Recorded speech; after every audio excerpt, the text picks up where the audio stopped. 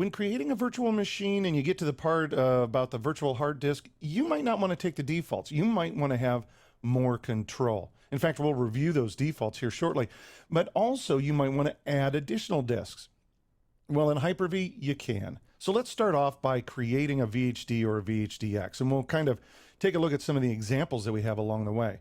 If I want to make a new virtual hard disk, it's under the option New. I can select New Hard Disk. Now the wizard's going to pop up and guide us through this process and let us know that we can create VHDs or VHDXs. And we talked about these a little bit in the first module of this course. Now a VHD is supports older styled VMs like from 2008 R2, but there are some restrictions in its size, as you can see here. The new format is VHDX, but you need to have this on on running server 2012 R2. It supports a much larger size, up to 64 terabytes, and as it points out, is more resilient to power failures. Now, you can convert these, and I'm going to demonstrate that as well, that if you have a VHD, you can make it into a VHDX. Let's go ahead and start with making our own VHDX. I'm going to click Next, and now we get to choose what type that we want to create, and there's 3 different types.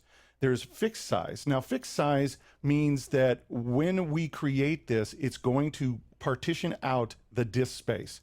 So if we say we want 10 gigs, it's going to take up 10 gigs. And that's opposed to dynamically expanding, where we can say, you know, we want this to grow to a size of 150 gigs, but it's not going to start out at that. It's going to gradually grow up as space is needed. And we'll talk more about dynamic. Now we're going to start with a fixed disk size, and the reasons that you might want to use a fixed disk size is, quite honestly, performance.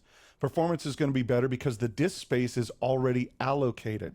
Now, you want to be cautious when you're choosing the types of disk that you want. Some applications will tell you that you need to use a fixed disk size for that very performance reason. In the last module, I used Exchange as an example on when you don't want to use dynamic memory for Exchange. Exchange would be another great example of where you want a fixed disk size. And this is really common for any application that has a high level of input output per second, high IOPS requirements. So we'll pick a fixed disk size, click Next, and now we'll give it a name. And I'm going to call this Fixed Disk 1. And you can see the location that's going to create it. Again, this was the location that we set up when we installed the Hyper-V role. You can always change it. I'll click Next, and now it wants to know what size do we want to create this at. Now, when you're creating it, it gives you what the maximum size for a VHDX would be. Now, I'm going to make this much smaller. Let's only make this 10 gig for right now.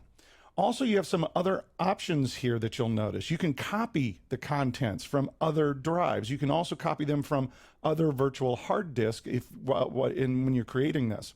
I'm going to click Next. It'll give me a summary page of what it's going to make, and then I'll click Finish.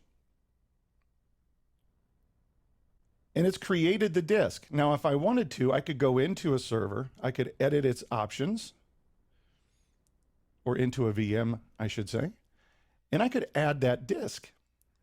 So let's take a look here. I can go to the SCSI controller, and I could say Add. And I can actually run that same wizard right through here, where I could create a new disk while I'm here, or I can browse out to the disk that I just made.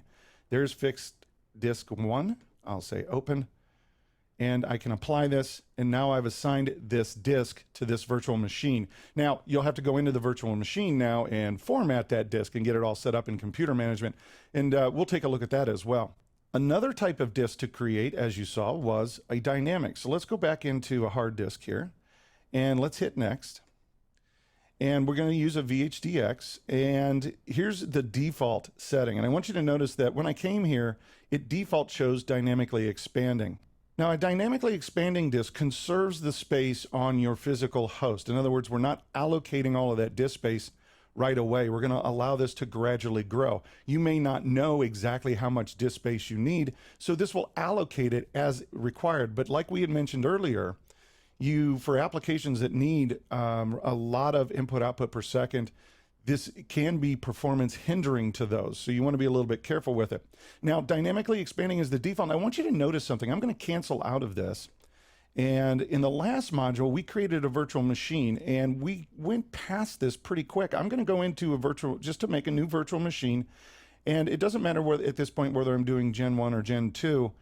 There's its startup memory and its network, but take a look at the default option when it comes up to creating a virtual disk. It's going to create a dynamically expanding one. And like I said, this may not be what you want, and that's why you would create your own disk and set it up the way that you want it ahead of time.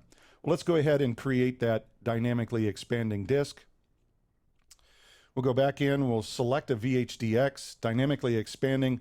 We'll give it a name, and I'm just going to call this the Dyno disk. Dyno disk. Click next, and now it tells you that once again, what is the maximum size that this is going to be. And let's go ahead and leave it at 127 gigabytes. It's certainly not going to take all that disk space right away, which is a good thing because I'm not so sure my host has that available. And now we've created the disk. Now let's go out to where those disks are created. I'm going to open up Explorer, and this is the default location. So local disk, I'm going to go underneath users, public documents, Hyper-V, virtual hard disks. And take a look, here is that Dyno disk, and notice its size. I know it's hard to read because it's kind of grayed out, but see, it's very, very small. Until I start using it, then it will start to dynamically grow, as opposed to the fixed disk, which is, I wanted 10 gigs, and there's what it is. So you can see that creating a new virtual disk, whether it's a disk that you want to use for when you set up the VM for the very first time, or if it's a virtual disk that you want to add to the VM, you can create fixed and dynamic. Now, what's coming up next is that third option is a differencing disk.